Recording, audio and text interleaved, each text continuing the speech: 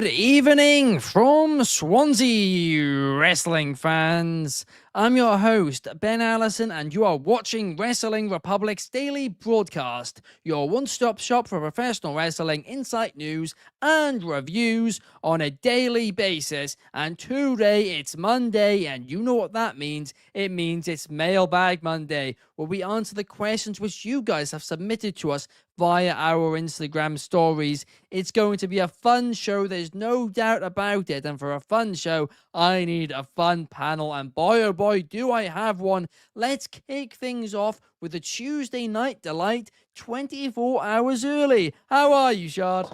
What's going on, Ben? I am good. It is Monday. My Eagles won, so we beat the living insert whatever curse word out of the Dallas Cowboys yesterday. So it feels good to be here on a better note. But I'm happy, man. Happy Veterans Day to all that have served for the United States of America as well. Yeah, let's have a good one. Absolutely. It's going to be a fun show, no doubt about it. But also joining us today, we have the head of opinions at Wrestling Republic. How are you, Anthony? Doing all right. Like Shad said, our beloved Eagles beat the living tar out of the Cowboys, and it wasn't because of the sun.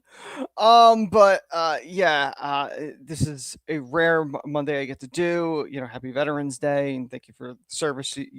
Everyone that's served, and this should be an absolute fun show. Absolutely, it should. And we got numero one Superfly in the comments as well, saying hello. Hello to you, numero one. I hope you're having a great day. And let's kick things off straight away with a question from @Baz_Mejio, who is asking WWE Women's Mount Rushmore. So basically, I presume they're asking for the women's Mount Rushmore, of wrestlers, the four best or 4 most influential, however you want to put it, women's wrestlers in the history of the WWE. Shad, do you want to kick us off on this one? Yeah, I can kick it off. It's funny enough because I just finished the episode of Take It to the Table with Chaos and the First Lady of Wrestling Republic, Megan, where we argued who the greatest women's wrestler of all time is. And we did talk about potential Mount Rushmores for women's wrestling in totality.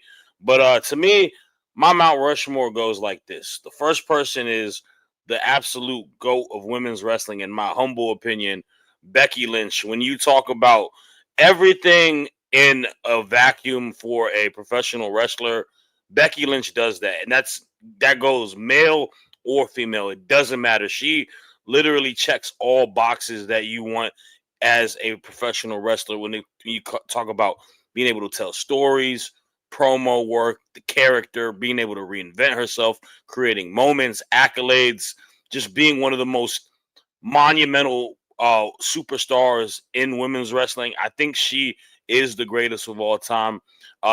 Just being one of the top people in the Four Horsewomen, which are a transcending unit of women that helped evolve professional wrestling. Becky is definitely up there. Number two, Trish Stratus. Trish Stratus is one of the most iconic women superstars in WWE history. You ask anybody in my age frame about women's wrestler, the first person they're going to say is Trish Stratus. She's just the epitome of becoming a star when it was a era where it's mostly men superstar, and whether it is a different era where women's wrestling didn't get as much time, they were over sexualized and whatnot. She never ran from the occasion. She left the mark, and she did have opportunities later on in her career to have matches, have monumental title reigns, having great storylines and whatnot, helping build other women superstars through the process. Number three, this one was a little tough, but I'm going to have to put the Queen, Charlotte Flair, on the list. Just off of accolades alone, I feel like she has won every darn title of existence, right? She's just one of those stars that I have to put her on there just off of being the champion that many times, being one of the most if not the best technical women's wrestler of all time. And then, like I mentioned, with the same thing with Becky Lynch, steamrolling with the whole four horsewomen. Her being one of the people that is the daughter of a Ric Flair, who is one of the greatest wrestlers of all time. She's definitely got to be in there. Number 4, this one might get some people upset because she's still relatively young into the landscape of pro wrestling. But I look at her career in the last 5 years, and I don't think there's a woman superstar who's accomplished or done more than her. And maybe I'm banking off of a future statement, but Bianca Belair. I think Bianca, to me, is the most dominant prospect when I talk about women's wrestling. I don't think there's anything she does bad when you talk about being a professional wrestler. She is an enigma. She's just so positive. You want to always root for her. She does a lot of great stuff outside of professional wrestling. Inspiration, has a very John Cena-esque type of feel to her character, right? And you talk about moments, main event in the WrestleMania with Sasha Banks, Mercedes Moné, being someone who's kind of took the reins during an uncertain time of professional wrestling during the pandemic and after that, and just being an anchor to the WWE. I have to put her in my Mount Rushmore. So it is, Becky, Trish, Charlotte, Bianca. A great selection, no doubt about it. 4 fantastic names. Numero 1 Superfly says he's got Bayley, Trish Stratus, AJ Lee, and Rhea Ripley. Meanwhile, Soul has Trish, Lita, Charlotte, Becky. A lot of people mentioning Lita. Not Lita. A lot of people mentioning Trish Stratus and, of course, Charlotte Flair as well. I met 2 of my Mount Rushmores, by the way. I've met Becky Lynch and I've met Trish Stratus. So it's not biased there, I promise. Bobby Mateo says, hello, guys. Hello to you, Bobby, as well. Anthony, what about you? Who's on your Mount Rushmore of WWE women? I got to be honest, this is going to be a little awkward. To relay to people, Sean and I did not talk pre-show. I have the same 4. Believe it or not, I do. When I was thinking about this, I went through names like Alundra Blaze. She was a trailblazer. China, another trailblazer. But it came down to the same 4 I kept going back to. Trish is someone that she came in as a fitness model. They didn't anticipate, everyone thought because of what was presented back then. It was TNA. That's what was presented on WWE programming. But she took a women's division, her and along with the other women that were in the division at the time, took it from the ashes because China had left as women's champion. She had a disagreement with the company. The belt was vacated. Women's wrestling was kind of not a priority. Trish and Lita especially, and people like Jazz and Jacqueline and Ivory and Molly Holly really elevated that division, but Trish was the front and center. Trish resurrected that division. She's arguably a GOAT. Then you look at somebody like Charlotte Flair. When you go in this business as a second-generation performer, there is so much insane pressure on you. And to be a successful woman's second-generation wrestler is kind of unheard of in wrestling. Like there was so much pressure on Charlotte, but she's been able to find her own way as the queen, whatever you want to call her.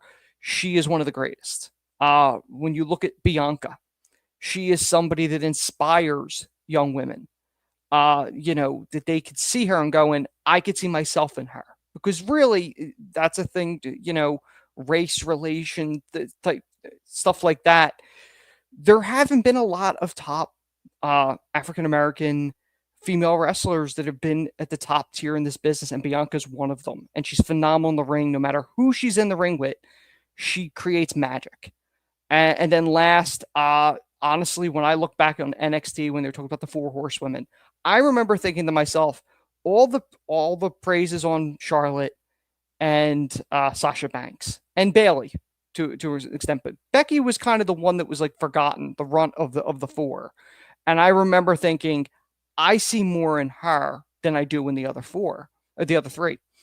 And Becky has lived up to that.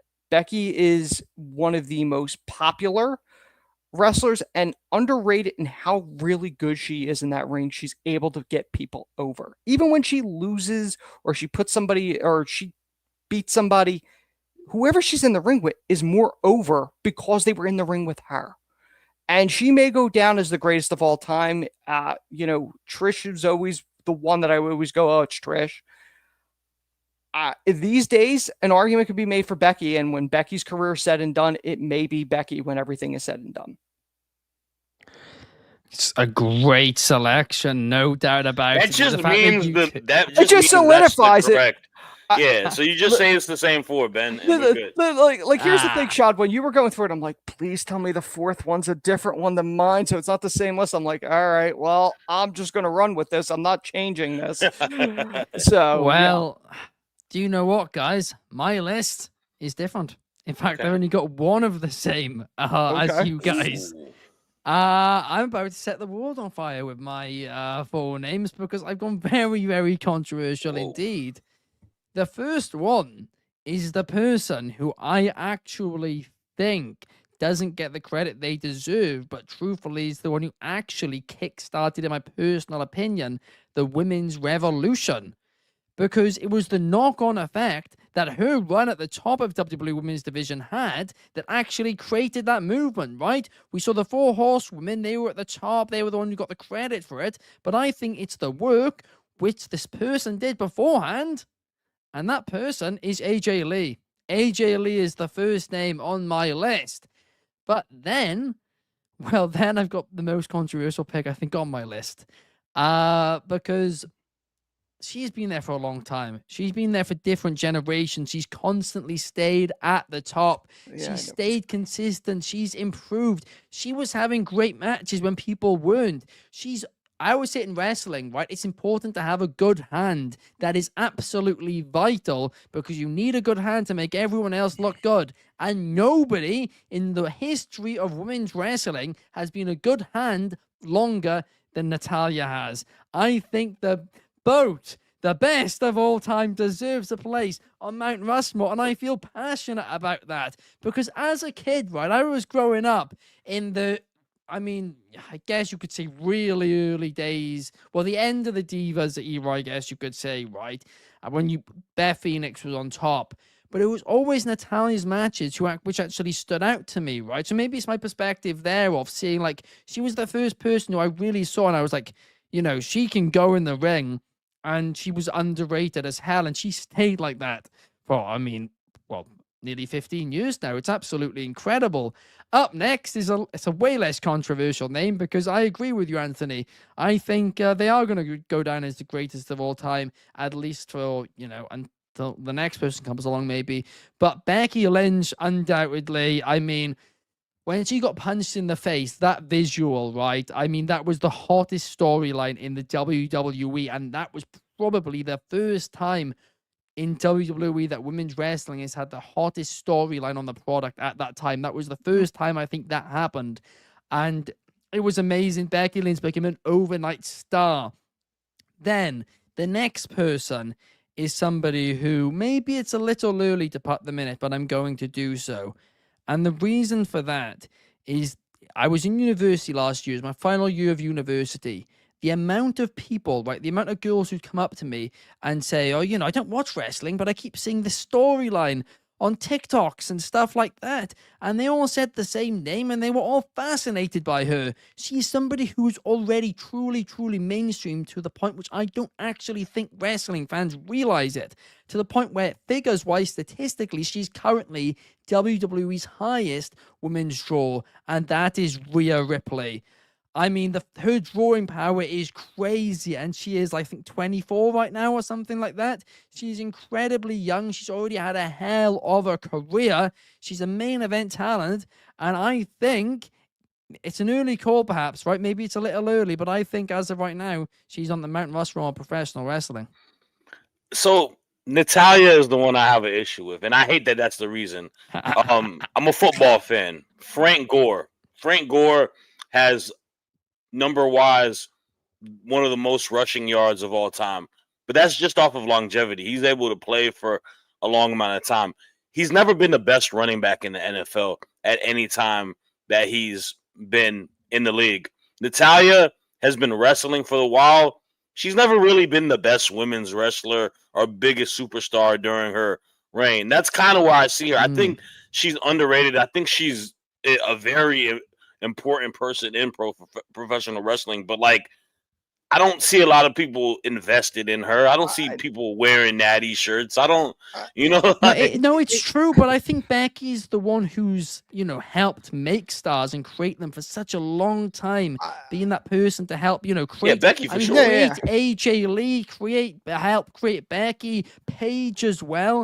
The Four Horsemen. I mean, she played a vital role in all of these people's careers. That she's a common theme. I think, here's the thing, and I agree with Shad with this. I think Natty's a very nice person. I think she absolutely helped a lot of talent both on screen and off screen.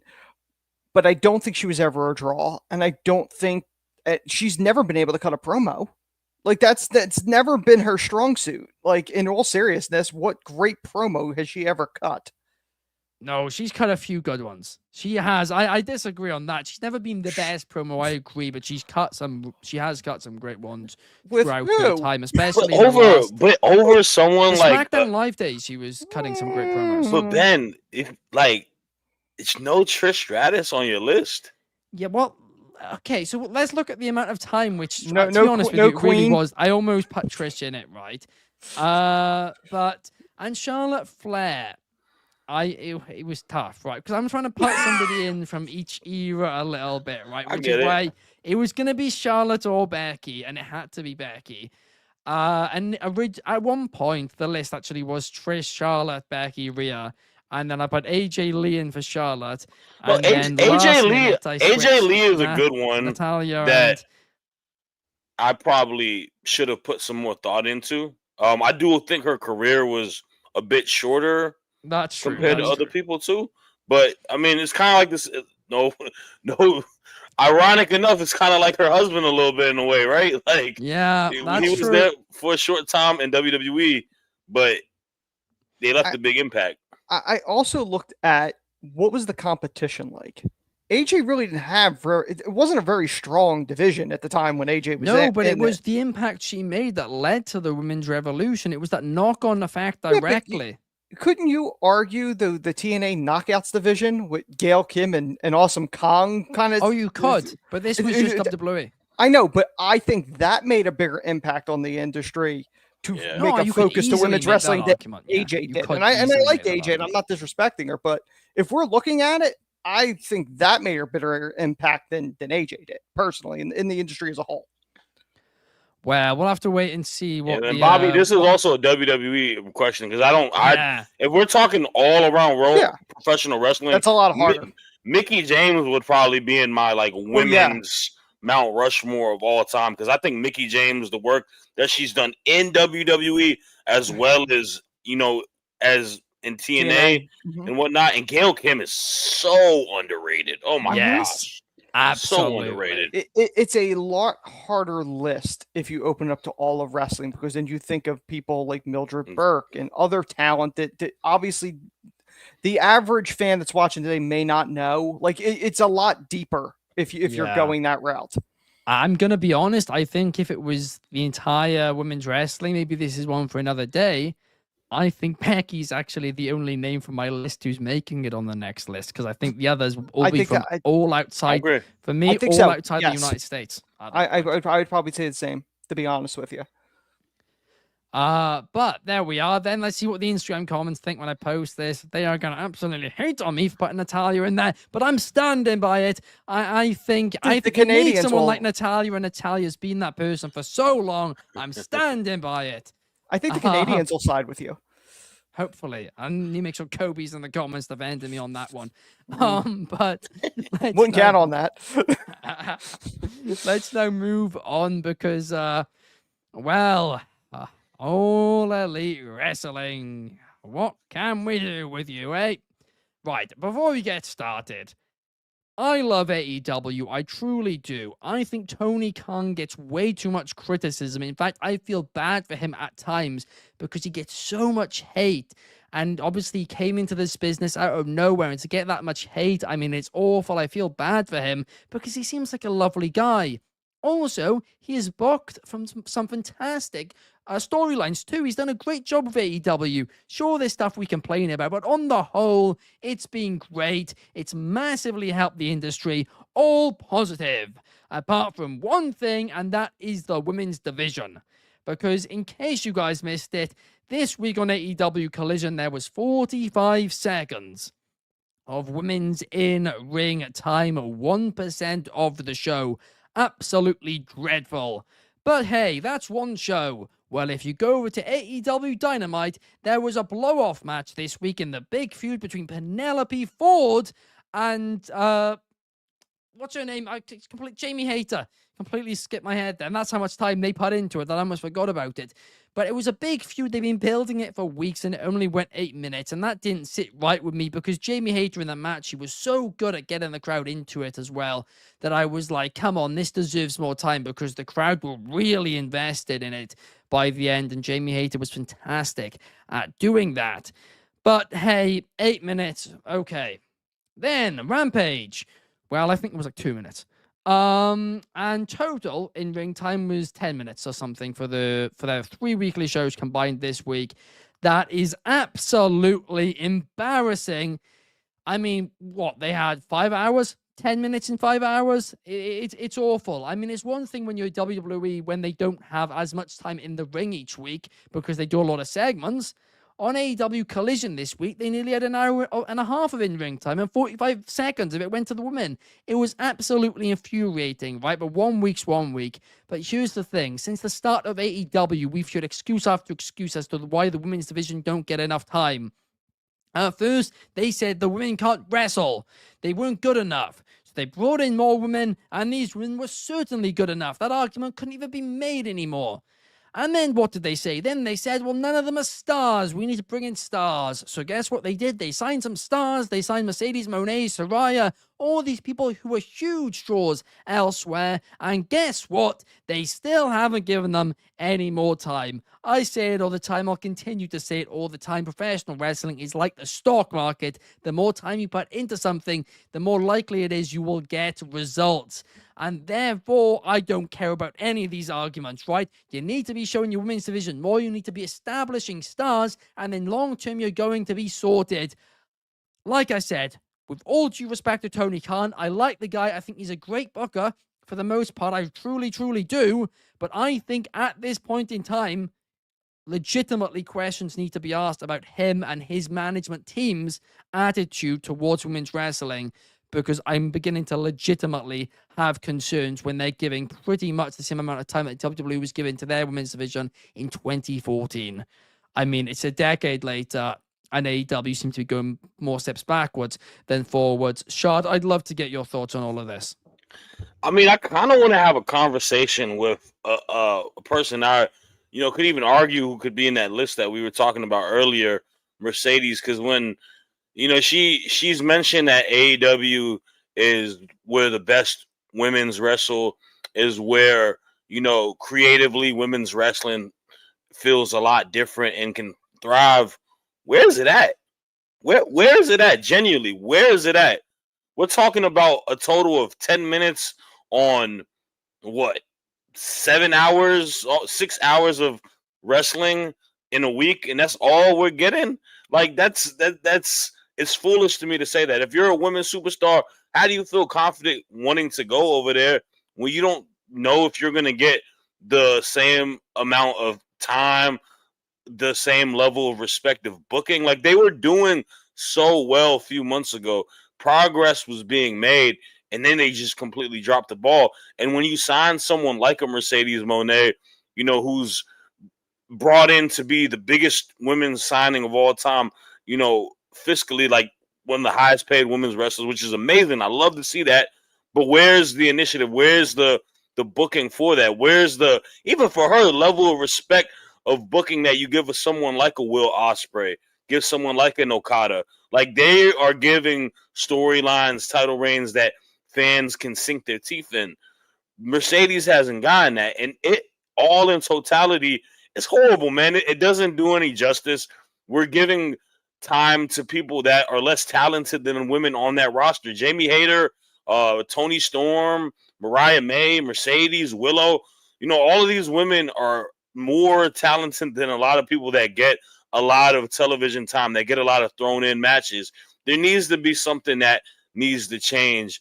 It's honestly a deep rooted issue that Tony Khan's going to have to, look in the mirror and really be like, hey, how do I kind of rejuvenate and build a women's division that, can be, because it ain't like the fans are not liking it. People give a reaction. You just said it. Penelope Ford, super talented woman, man. Philly's own, returns after 2 years versus another star who was probably one of your biggest women's superstars in the roster in Jamie Hayter, and you give it 4 minutes.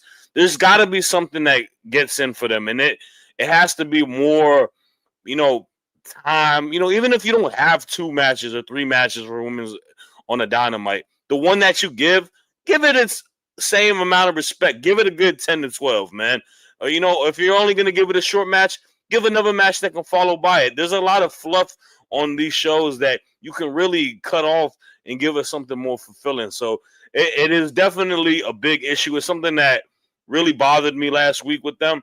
And I truthfully do hope they fix it. I know I like AEW a lot. I enjoy the product. Dynamite's one of my favorite weekly shows. I don't have any issues with Tony Khan that much of as a booker, but stuff like this, I'm not really keen on it. And I say the same thing for other shows like Raw too, that also has a similar problem as well. Yeah, I mean, that's a good point. And Raw does have a similar problem a lot of the time. We've spoken about it, but it's still, if you look at it, and we are now tracking it every week, so in upcoming months, we'll be able to look at it in a lot more detail. But even still, Raw compared to it is crazy amount more, and we don't think they're given enough. So there's clearly an issue there. Soul says, sure. So for me, no matter who is on the card, man, woman, or any identified individual, I'm going to watch their product because I love AEW. I mean, that's fair enough, and nobody's saying to you to stop watching. But at the same point, that doesn't mean that you should be like, well, women shouldn't get a fair chance. I mean, they're doing a good enough job. They're just not being given more time. I mean, it seems awfully unfair to me to be like, well, okay, you're doing just as well as the men. Your segments-wise, Mercedes Moné is one of the top draws in their company, factually, right now. And even still, they're getting less time. So what's the correlation here? The only correlation is they're women and the men are men. It goes back to sports, right? And I think Anthony can appreciate this reference. Eagles signed Saquon Barkley this past offseason for $13 million. That's like us signing him and not giving him 2 carries a game. Like, you're paying all that money, you got to use the talent. Yeah, I mean that's the thing. But both companies are stacked with talent, men and women. Overstacked. You can't feature all of them. That's the problem too in the industry as a whole. You have all this talent, but you got no place to put it. So it's kind of in this weird position because Ricky Stark's been sitting at home for how long because they're not using him. Nyla Rose is in catering constantly. There's so many talents on both major companies and other companies that just don't get used, and it's unfortunate, but it all comes down to the money too. Like, that's who's watching what's selling. That's what they're going to push regardless. It's true, but I mean, WWE, for example, when you look at the merch being sold, in the top 10, it's about 50-50 and has been now for about 3-4 years. So you gotta you gotta ask the question, why is it not the same in AEW? And the fact is, I said, wrestling's like the stock market. WWE showcase people even when they're not stars, and they build them. AEW haven't been doing the same. Bobby Petito says AEW should sign someone like Alex Windsor. I'd love that. Alex Windsor is a tremendous talent, but they already have so many great talents. It ain't a talent issue. Yeah, the answer is not to sign talent. You can have all the best talent in the world, but if you don't know how to use the tools, they're worthless. I mean, we just in general in wrestling. Absolutely. But I was going to transition to the next topic, but I actually want to take a second to quickly talk about one place which does a brilliant job with women's wrestling. In fact, the main event of the last chapter was Rio versus Lizzie Evo for the Progress World Championship, the Women's World Championship in progress, right? They called the Progress Men's World Championship and Progress Women's World Championship. Unlike most promotions where it's World Championship and then World Women's Championship, Progress put the genders on the front of all the titles. And I think that's a lot more fair. And I think Progress is a brilliant place for women's wrestling. And you guys can watch Progress at Demand Progress Plus. It's honestly a great streaming service, really user friendly. I was actually using it earlier today for a video we have coming out later this week. And if you use code WatchProgress1, you can get 50% off your first month on Demand Progress Plus, the home of Progress, Defy Wrestling, and more. Seriously, guys, support independent wrestling because we're all excited about this WWE ID stuff, but a lot of people are also a little bit, concerned about what the future of independent wrestling could be because of it. So the simple solution is just support the independent companies and they'll be fine, and so will WWE ID. But you just need to make sure we still support our independent companies. So use code What'sProgress1 to get 50% off your first month on Demand Progress Plus, the home of Progress, Defy, and more. But now let's talk about Dwayne "The Rock" Johnson, because we have a question here from at M_C_ILL_,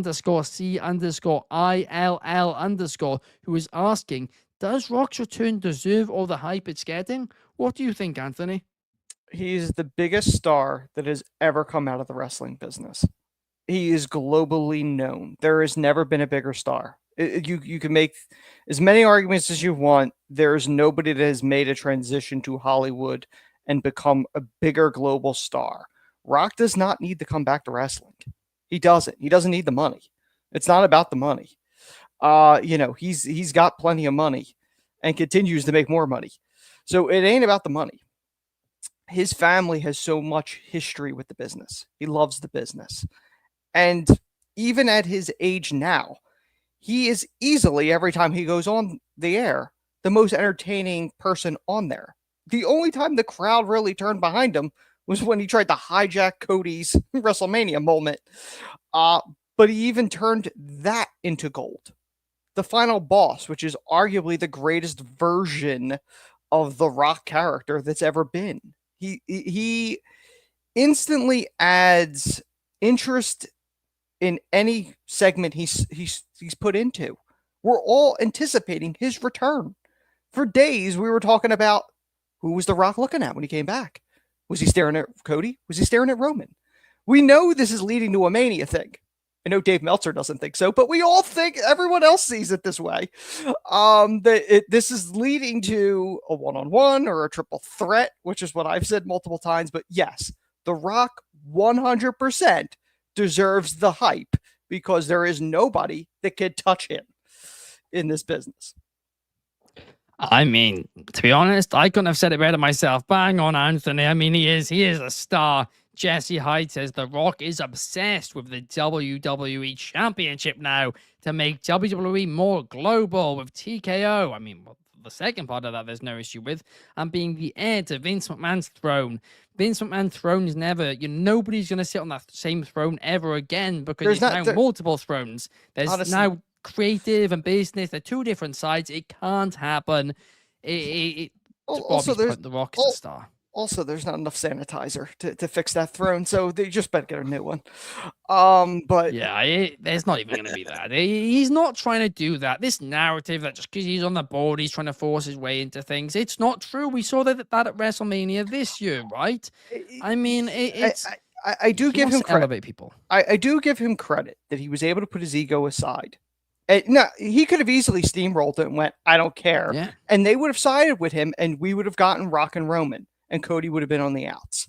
So I do give him credit that he looked at this and went, no, this isn't what I wanted. Now, granted, I think he expected the crowd would get behind him, People's Champ against Tribal Chief, the whole family thing. I think that's what he expected. But I do give him credit that he was able to recognize, hey, this isn't what it should be. It should be about the fans. So I do give him absolute credit for that. Being willing to put the ego aside and going, I'll get my match. At some point, he's going to get his match. Yeah. But it wasn't 40. That's the fans wanted Cody. The fans got behind it, and then we got the final boss, which honestly is the better version of The Rock.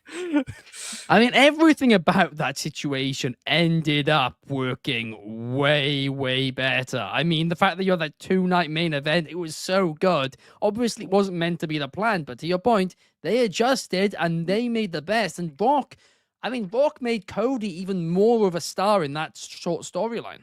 I gotta say, just a side thing.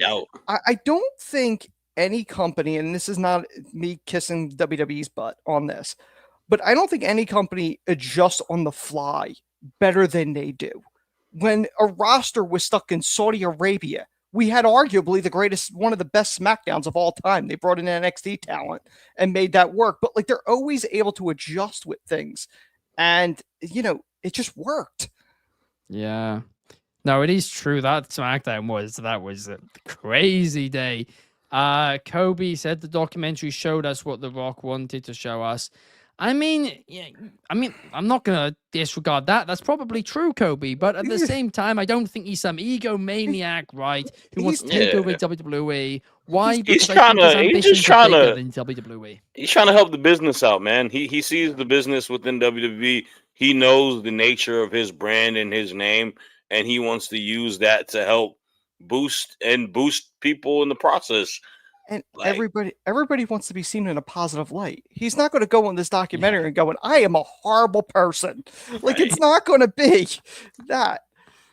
It is. I mean, the point of him, having control over his luck obviously is true. We know that WWE, TKO have confirmed that. And also, we just know that when WWE released their weekly show photos, if The Rock's involved in a segment, since he came back last year, his photos take like 24 hours to go up instead of like 30 minutes. And that's clearly because his team's signing off and even more photos go up. Studios and everything, yeah.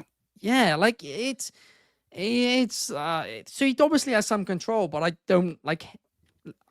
Obviously, he's got a big ego, but I think that also means that his intentions are larger than the wrestling industry too. Yeah. I think he just wants TKO to be, a little bit in his portfolio and to give back to the business a little bit and have some fun.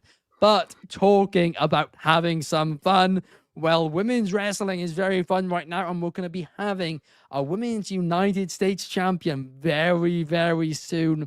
I am really excited for it. But this question's been submitted by @Melissa.Robinson05, who asks, who should be the first Women's US champion? I've already given my opinion. To me, the answer is obvious. It has to be Chelsea Green. I'm not going to actually try and do the proper voice because after seeing Geordie get clipped like that and then posted on Chelsea Green's story, I don't want that to happen to me. That would be absolutely humiliating. But I mean, yeah, it's got to be her. She does the best with everything she's given. She's been a great hand for so long. She came in, identified the fact that there weren't many great mid-card stars. She became one, and now there's a mid-card title. It's only right she gets that thing. But Anthony, I'll go to you first. Yeah. Who do you think should be the first Women's United States champion? I think that's a great pick that you had there, Ben, with Chelsea. So I'm going to go with somebody else, somebody that I think is equally deserving, Lyra. I think she is doing phenomenal work. And I think, the underdog type win for the title would add something to that title. And as a babyface, she can easily feud with somebody like Chelsea or, Tiffany or Candace, for example. She could feud with a number of different heels over this mid-card title and kind of, you use this as a stepping stone to the world championship. So to me, you give that title to somebody that has not held the world title yet, because I think that adds to it of going, okay, this is the buildup. Like the Intercontinental title used to be the buildup for the WWF championship. So I think that's how you do it, in my opinion. I mean, that is a great pick, no doubt about it. She has been hugely underrated since getting called up to the main roster, and that really could be the thing, because we've we've seen it so much in history. A lot of times mid-card belts can elevate people from, the lower mid-card into the main event scene. And that could certainly be the case for her. Numero 1 says it definitely should be Chelsea Green. Bobby Petito says Michin. Sean Ellis asks, is Becky Lynch retired? Hopefully not. We don't know.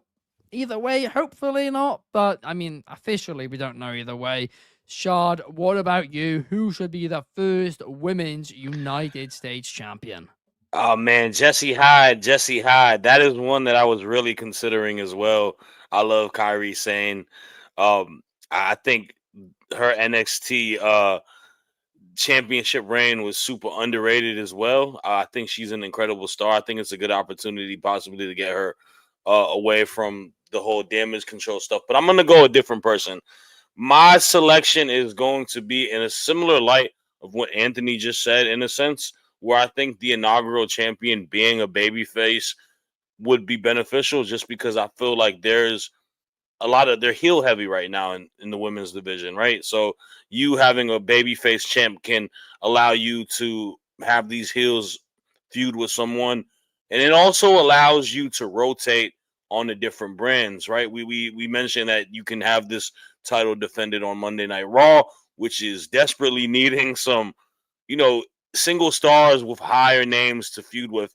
And that's kind of where I'm leaning towards. I am going to pick Naomi as my inaugural United States women's champion. I feel like to give the title a little bit of merit, you need to have someone that has a little bit stain on their name and be a bit of a draw. I think Naomi is that. I think she's also someone that's been, kind of underappreciated, sometimes underutilized in a sense, but every time they call her number, she delivers on the spot. And she obviously, before coming back, was a champion in TNA as the Knockouts champ, right? So we know that she can, and being the champion prior before in her other tenures in the WWE, we know that she can hold being a champion down. I think she's a great babyface. Fans love her. You can be someone that you can get behind in regards to root for.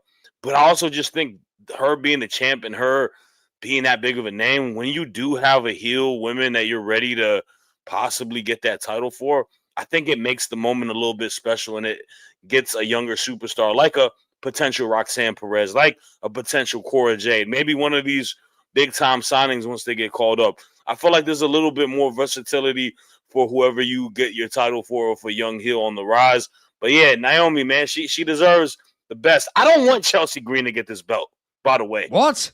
Okay? Chelsea Green. No. Chelsea Green is a coward. She blocked me on Instagram. So she is an absolute coward. She's an absolute fraud. She's fraudulent. She deserves 0 titles in her tenure in WWE. Can I say on the opposite end, I met her at WWE World in passing, wished her happy birthday. She gave me a big hello.